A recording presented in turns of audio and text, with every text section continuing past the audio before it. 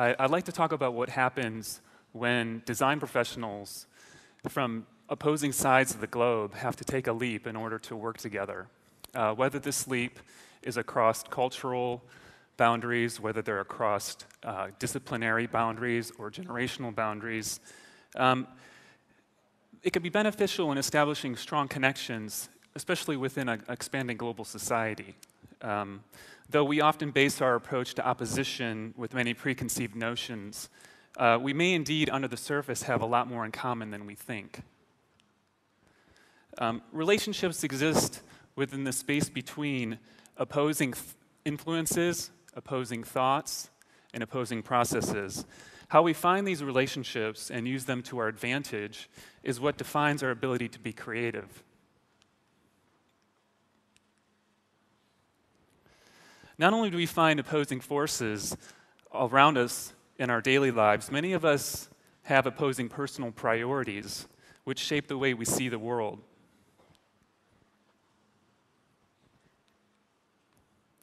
As a child, I had two heroes, Carl Sagan and Bruce Lee. It didn't matter to me that one was American and one was Chinese. I was a child, and the pursuits really captured my attention. Growing up in a small rural town in Ohio, I was surrounded by farmland and big open skies. So I spent a lot of time at night memorizing constellations. And in the 80s, Carl Sagan's TV series Cosmos captured my attention significantly. The distant objects that I saw at night almost became more comprehensible to me. And afterwards, I begged my parents for a telescope and became obsessed with everything related to the universe. My desire to connect my mind and imagination to the wonders of the universe was balanced by an equal admiration for the master of Kung Fu, Bruce Lee. Where astronomy focused on the power of the human mind, Kung Fu focused on the power of the body. And Bruce Lee was the master at pushing his physical abilities. As a child, I tried to do the same thing, obviously, but many times it was unsuccessful. And it was often painful to me and my younger brothers as a result. Carl Sagan and Bruce Lee seemed to have opposing influences, yet they revealed to me the importance we place on mental and physical development. Our minds are unlimited in thought and imagination, asking questions and seeking answers of immense scale. Meanwhile, our bodies are bound to our physical environments. Our bodies bring our minds back into reality.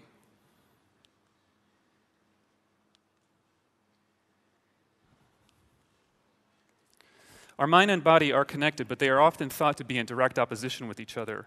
One is abstract, and the other is concrete. It is up to us to find a balance, a connection where the space between the mind and the body offer opportunity to explore and discover. This painting by Vincent van Gogh, The Starry Night, many of you may have seen this before, really resonates with me because it illustrates the geographic characteristics of where I grew up. A small village with an important church, an important college, a majestic landscape, and most importantly, glorious night skies. Here, Van Gogh, in his painting, the stars and the clouds that fill the night sky become very vivid and very near. He brings these objects into the foreground of the painting, so our emotions and our ability to sort of touch them become more real.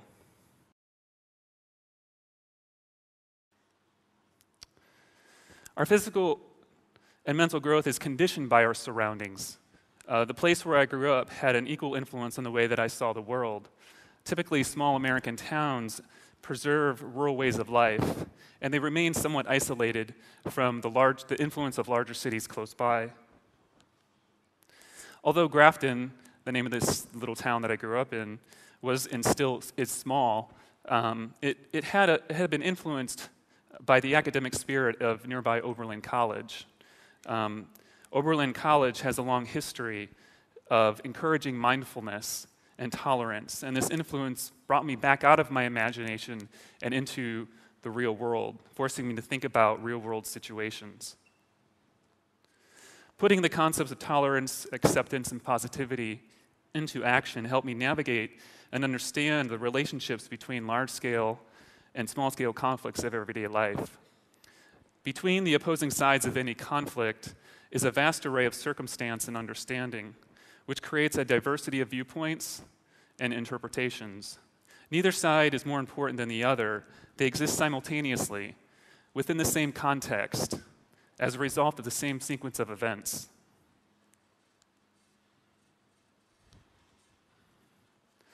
We should take the initiative to explore the world not only through our imagination, but also through our physical experiences. Our bodies are bound to place, yet our minds are not. Our minds follow our bodies, while at the same time, our bodies follow our mind. Creativity can arise within this mind-body dialogue or connection. So, many of us are confronted with the often asked questions, what do you want to be when you grow up? I didn't want to be a farmer.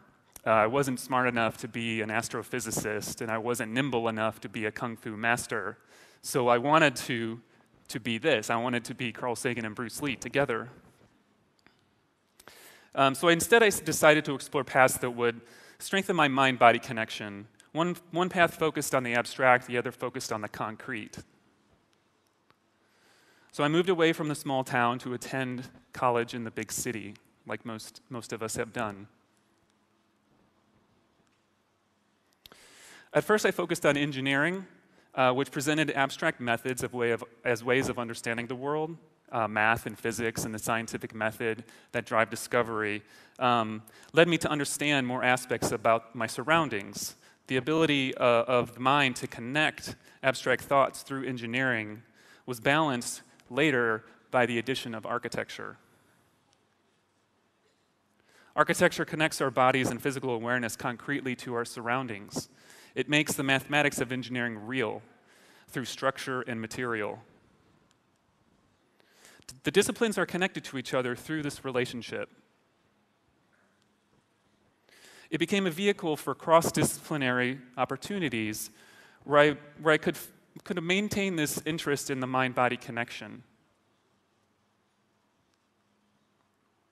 This approach to establishing a career encouraged an intellectual flexibility, which in turn strengthened my design process. Integrating multiple fields of study also allows for a deeper understanding of our world through design, and it allows us to make connections that are both obvious and hidden. Our ability to make discoveries is often limited by practical constraints of the real world. The common professional approach to design tends to be linear, conforming to an established sequence of decisions. But I was wondering if there could be a new approach. Was there an alternative reality? During my experience in the building industry, I've learned to adapt to this linear thinking, where each discipline is stratified and carries out the necessary design task as a hierarchical sequence. However, my cross-disciplinary tendencies encouraged the need for integrative thinking that was not limited by a hierarchical sequence, but where design can be the result of collaboration.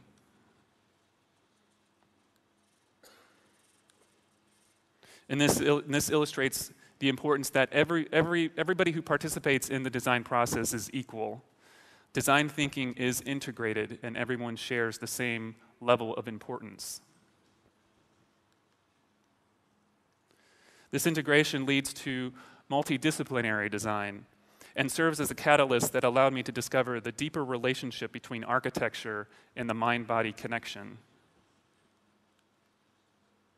So, shifting from the real world, the concrete world, to the academic world was a means to further explore this mind-body interest or connection. In the academic setting, on occasion we are able to think about other things without the constraints of the real world, which gives us the ability to make new connections or unforeseen connections. At its core, architectural design must address the physical needs of the body, but for me, there seemed to be a lack of full-body integration. So, in the natural world, prior to modernization and the sort of accumulation of bigger infrastructural components to cities and so forth, in the natural world, all five senses are necessary for survival. And they work together to give us details about our environment. But the modern built world has transformed our natural world, and our senses are no longer treated equally. They have been separated and prioritized. Sight, to me, has moved to the top of the list. The dominance of the visual has resulted in the separation of an ancient connected method of understanding our world through all 5 senses at the same time, or what is known as the multisensory. I wondered how architecture could help us reconnect our 5 senses and provide a greater understanding of the relationships between them. I began to believe that multidisciplinary design, coupled with multisensory design, could be a creative leap as a designer. The combination of multidisciplinary design with multisensory design can offer valuable strategies and solutions that strengthen design overall. Most people often respond to situations and interactions at the small scale. This is undeniable. And design must account for this tendency to ensure human engagement. Buildings and cities, on the other hand, or groupings of buildings and cities, respond primarily to large-scale influences of economy, society, and culture. So, shifting from this pre-China interest, and I moved to Suzhou in 2010, the separation between the small scale and the large scale became more clear to me. During my first few weeks in Suzhou, I began to learn the language, obviously, and one of the first words that I learned when I moved here was "la wai."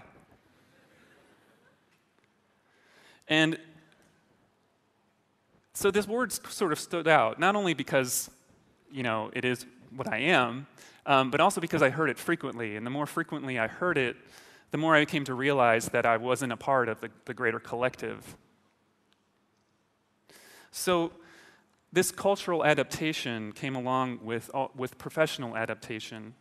Prior to working in China, my design process and research focused on the importance of the human experience, what I'm calling the human scale. When I began working on projects here, my personal methods were challenged by a city-focused method. I came to realize that my personal practice approach was the opposite of what I was being introduced to, where large-scale city as a whole approaches dominate the individual parts or the small-scale parts that make up a city. I had to retrain myself to work within this new system, so I tried to do that by understanding Chinese culture. I chose to study it, as you may assume, through architecture by comparing the Forbidden City to the classic Suzhou garden. High order is exemplified in the Forbidden City, which reinforces the importance of the whole as being greater than the sum of its parts. The organization of the complex is linear, and the whole determines the role each part plays within the entire composition. In contrast, the Suzhou garden exemplifies low order, whose nonlinear parts meander through a natural setting. These parts play important roles for themselves, thus becoming individualized and equally important to the whole. The analysis of these contrasting examples represents a philosophical dialogue as real space. To further understand the contrast between these high and low order spaces, we can look to 2 contrasting Chinese philosophies in my understanding, Taoism and Confucianism. Taoism can be considered the Suzhou garden's philosophical partner, focusing on the ever-changing relationship between people and nature. It embraces the dynamics of the natural world. By contrast, Confucianism's embrace of the structure of society can be aligned to the Forbidden City. These 2 schools of thought and their corresponding architectural types appear to be complete opposites, but they are striving for the same goal, and that's harmony. So let's talk about harmony. Would the Forbidden City work as a classic garden? Or would the Suzhou garden work as an imperial palace? Without a relationship to context, each place would be isolated and lose its significance. we see that context is a critical factor in determining the appropriate organization of these spaces and the actions that take place within them. Spaces, objects, and actions are always connected to context. Understanding this perception of organization is essential to design, and I was beginning to learn this.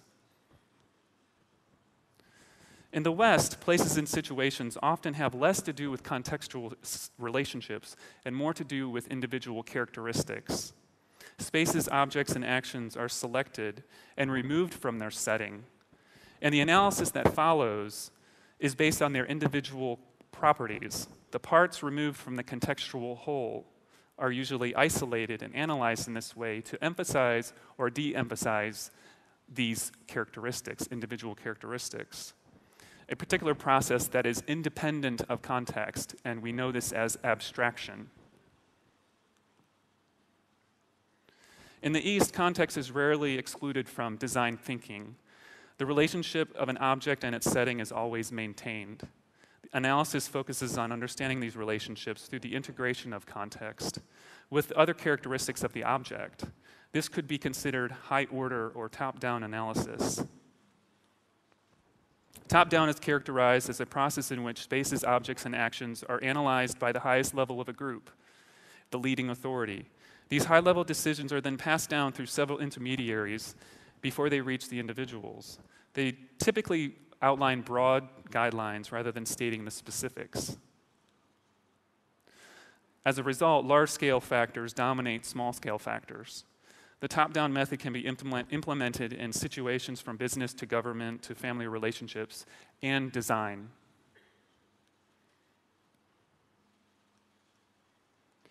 So, an important question for me was, how does someone make a connection between large-scale factors and small-scale factors? On the surface, the two scales exist in opposition to each other and seem to create a contradiction.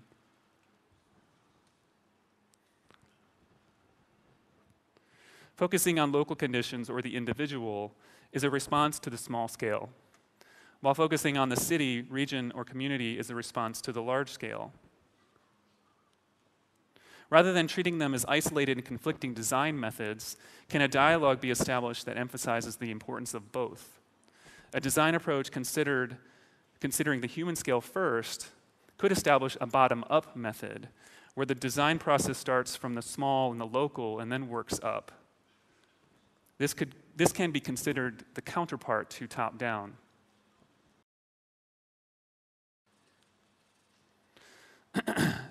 In order to combine the top-down and bottom-up approaches, I wanted to have a clearer understanding of the differences between Eastern and Western perception. I wanted to be able to see both sides equally and establish a new personal design method better suited to collaboration, one that could weave together Eastern and Western perceptions to find the middle way.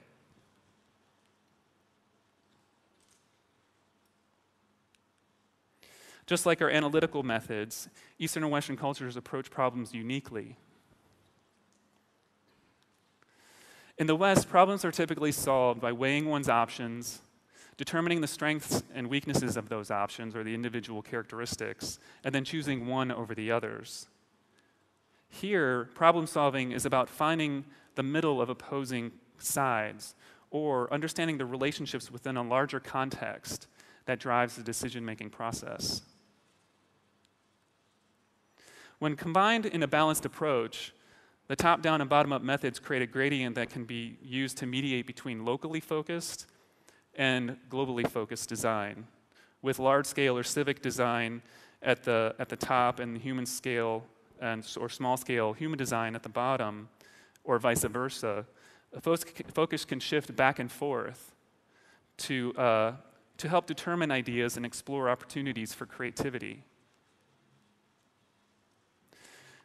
Creative opportunities can emerge through an Eastern and Western dialogue, where the contextualization of spaces, communities, and actions can trigger creative thoughts. Concrete beauty and imagination are celebrated as strong design aspects in the East. However, where the objectification of spaces, individuals, and actions can trigger creative thoughts, abstract beauty and imagination are celebrated as strong aspects of design in the West. Of course, these approaches are tendencies and not universal truths. Our company is attempting to address these tendencies through cross-cultural collaboration. We hope that this method will evolve to become a more accepted approach to design, encouraging new and innovative solutions through multicultural and multidisciplinary collaboration. The pants. In China, it is predicted that cities will add more than 100 million residents by 2020. Large areas or large increases in urban populations mean that Chinese cities will have to grow rapidly, as we know, and bigger cities will have ever more modern buildings and modern infrastructure.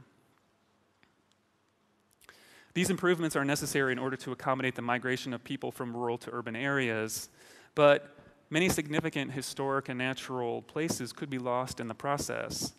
The need to grow and modernize conflicts with the need to maintain China's rich cultural identity, and it is challenging to balance these two opposing realities. The strategic planning of the SIP became a national benchmark for growth, expansion, and modernization of cities throughout China. The district's master plan is laid out as a modern, city-scale interpretation of a Suzhou garden, where neighborhoods, campuses, parks, and commercial complexes are arranged around a large body of water. These clusters of buildings and spaces are a representation of garden pavilions or garden overlooks that are positioned to share a strong relationship to water. Placing emphasis on water establishes a strong connection to nature. The Suzhou garden provided insight into our relationship with nature through delicate manipulation, where natural and human spaces were equal and interdependent. So taking this notion one step further, human progress can be seen as relating to the natural environment in two opposing ways. We are an extension of the ecosystem, and our progress is intertwined within the complex ecological web. Or we exist in opposition to the environment, and our progress and the environment are in conflict.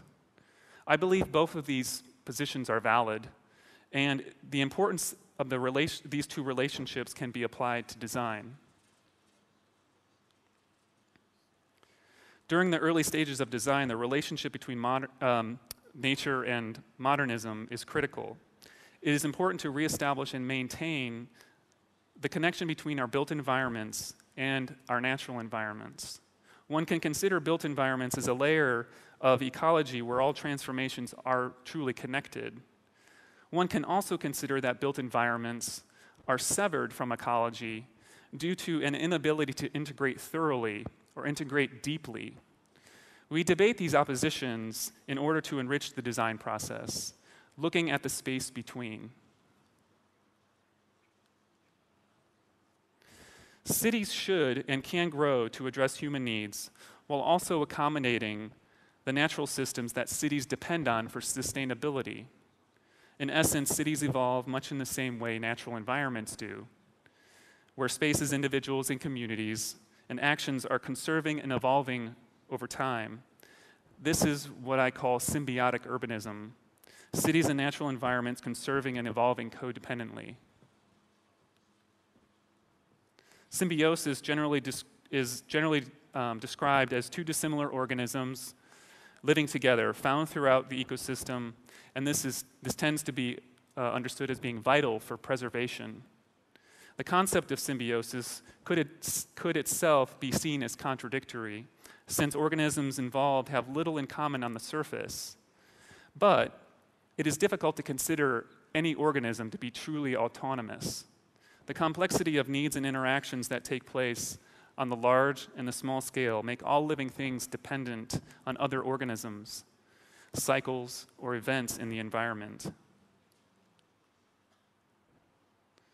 Symbiotic urbanism is about making proactive connections between city and ecology, human and nature, large scale and small scale, site-dominant information and multisensory information, stratified disciplinary design and multidisciplinary design, and the mind and body.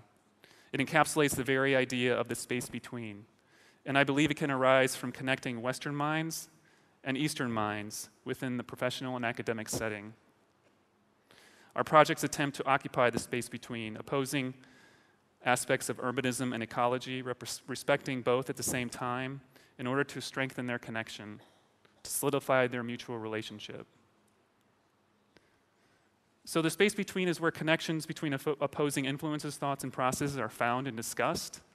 The space between is where opposing influences, thoughts, processes are treated mutually through collaborative action. The space between is where collaboration is multi-layered, accounting for many cultures, ideas that encourage creative leaps. The space between is where we can find the strengths of Western and Eastern cultures that cultivate creativity. And finally, the space between is where creativity lives. And how we access this space depends on our ability to nurture connections. So let's make the leap. Thank you.